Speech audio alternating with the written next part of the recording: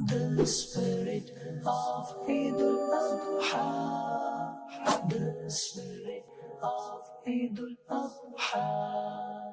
There are 3 types of animals: camel, cow, and goat. In every type, whatever species there are, all are included. All I mean is that males and females, castrated and uncastrated, have the same ruling. I mean, Qurbani of all is allowed to be performed. Buffaloes are counted in the category of cows. Its Qurbani is also allowed. Sheep and rams are included in the category of goats. Their Qurbani is also allowed. The Qurbani of wild animals, such as blue bulls, deer, etc., are not allowed. If a baby is born to a wild animal and a pet animal, such as a deer and a female goat, its mother is considered. I mean, the mother of this baby is a female goat, so it is permissible. And if it is born to a male goat and a female deer, it is impermissible.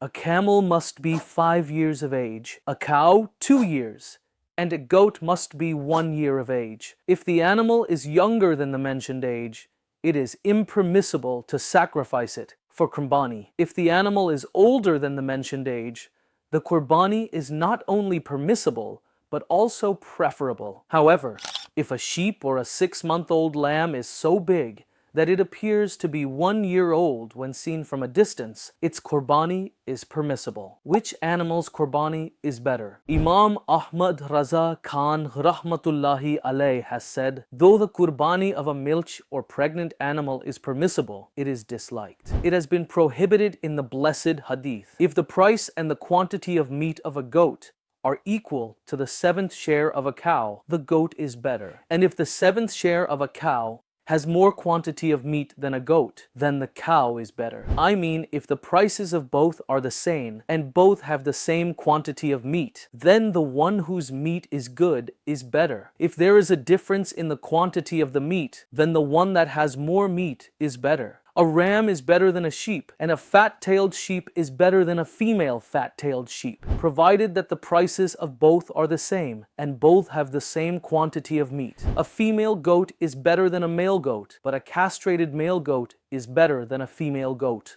A female camel is better than a cow, and a cow is better than a bull, provided that their prices are the same and they have the same quantity of meat. Dear students, do you know that the sacrificial animal must be free from defects? Which are these? The Qurbani will be makruh if there is even the slightest flaw, like a ripped or pierced ear. If there is a major defect, the Qurbani will not be valid. The Qurbani of the animal that does not have horns by birth is permissible. If it has horns, but they are broken, then there will be 2 different rulings. If the horns are broken from the roots, the Qurbani will not be valid. If they are broken only from the top, with the roots intact, the Qurbani will be valid. Castrated or majboob, I mean the Qurbani of the animal whose testicles and penis have all been cut, is permissible. If the animal has grown so old that it cannot produce any baby, or the animal has been wounded, or it does not produce milk, or it is a mangy animal though it is fat, or it is a squint-eyed animal, or it is the animal whose ears are small, the Qurbani of all these animals is permissible. The Qurbani of all the following animals is not permissible: the animal which is so weak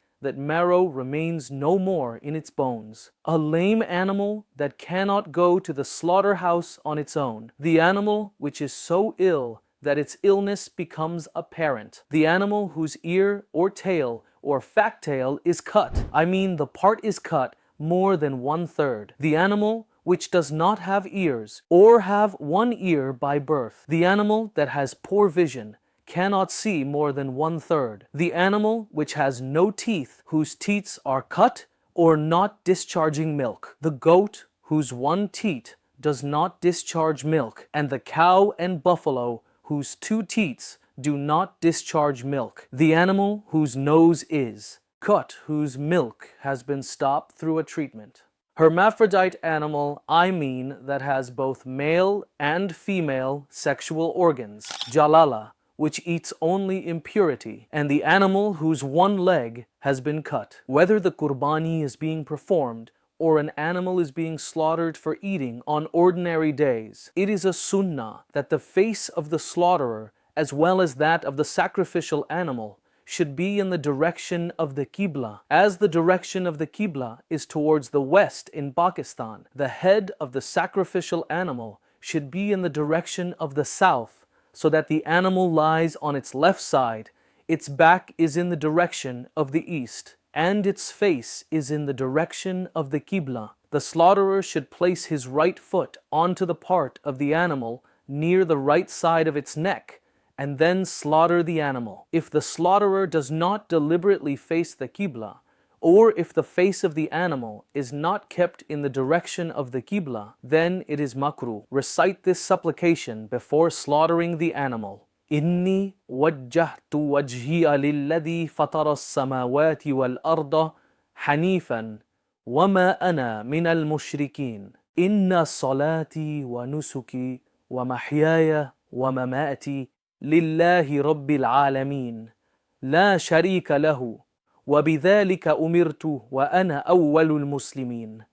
Then placing your right foot on the right side of the neck of the animal and reciting Allahumma laka wa minka bismillahi Allahu Akbar. Slaughter quickly with a sharp knife. If the Qurbani is being performed by the slaughterer, then he should recite this supplication after slaughtering the animal. Allahumma taqabbal minni kama taqabbalta min khalilika Ibrahima alayhi salatu wassalam wa habibika Muhammadin sallallahu alayhi wa alihi wa sallam. If the slaughterer is slaughtering the animal on behalf of another person, he should mention the name of that person, having read min instead of reading minni at the time of slaughtering. The slaughterer should not place his foot or knee onto the abdomen of the animal, as at times undigested fodder also comes out, along with blood, because of doing so. Make sure that the splashes of impure blood do not stain the booklet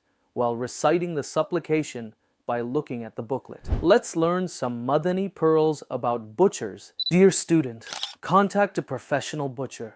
Do not use the services of non-professionals for slaughtering the animals of collective Qurbani.